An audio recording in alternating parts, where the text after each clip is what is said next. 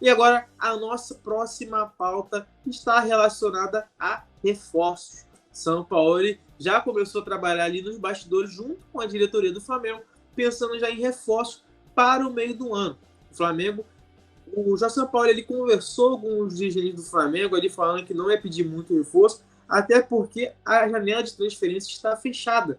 Então não tem como o Flamengo contratar um jogador já que a janela está fechada. Porém, o São Paulo, depois de algumas partidas à frente do Flamengo, que no caso foram 6 partidas, né, à frente do Flamengo, 2 vitórias, 1 empate e 3 derrotas, as 3 derrotas pelo Campeonato Brasileiro, como eu falei, contra o Botafogo, Atlético Paranaense e o Internacional.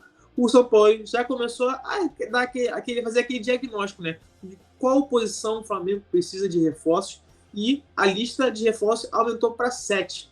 Então, no meio do ano, o Flamengo vai começar a procurar novos jogadores, e a tendência é que o Flamengo tem que contratar pelo menos 7 jogadores para incorporar o elenco e brigar pelo título da Libertadores, da Copa do Brasil e do Campeonato Brasileiro. Na Campeonato Brasileiro, como eu falei, o Flamengo está na zona de rebaixamento.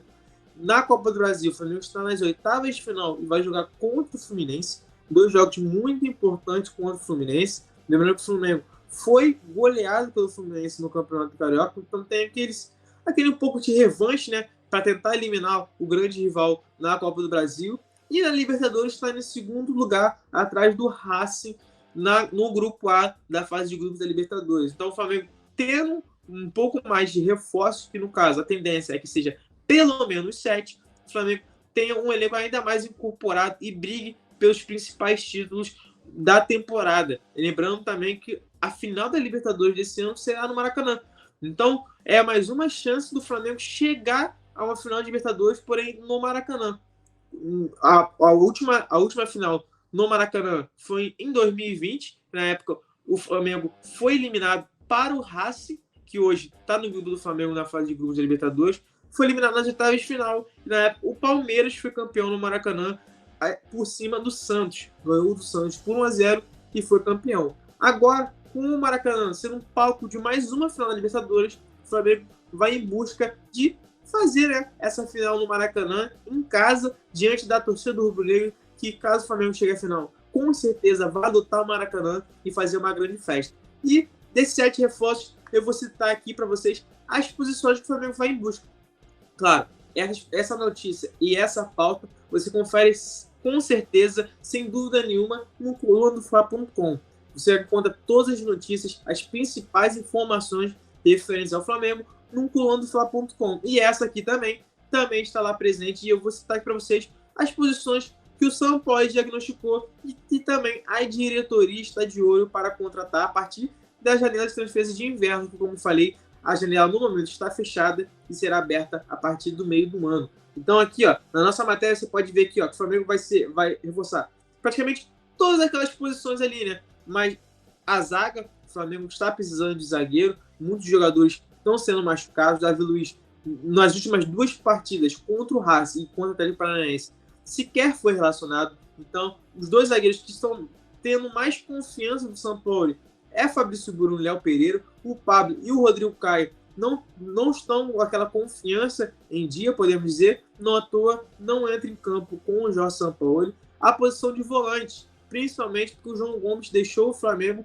e o Flamengo não conseguiu contratar nenhum jogador. Matheus Uribe, que é do Porto, o Flamengo tentou negociar com o jogador, mas não entrou em acordo com o time português, então não sacramentou a chegada do jogador.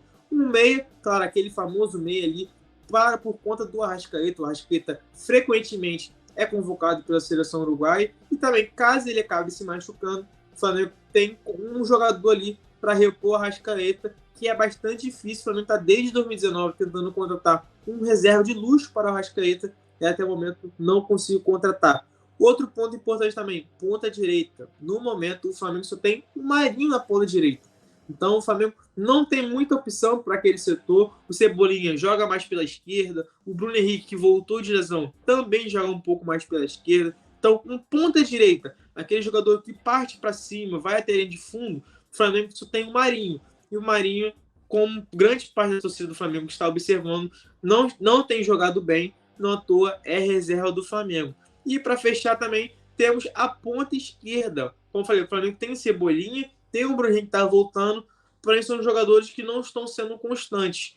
Principalmente o Bruno Henrique, porque o Bruno Henrique ainda precisa de ritmo de jogo, voltou de lesão, de uma grave lesão, ligamento uma lesão multiligamentar no joelho, então foi uma grave lesão, ficou cerca de 10 meses afastado, então o Bruno Henrique não está naquele 100%, o ritmo 100%, o Cebolinha também não tem agradado muito parte da torcida do rubro-negro e também nem tanto o Sampaoli, apesar dele ter feito uma partida um pouco ok para bom, né? Podemos dizer, contra o Atlético Paranaense. Não à toa, ele sofreu um pênalti depois de uma bela jogada no início do jogo.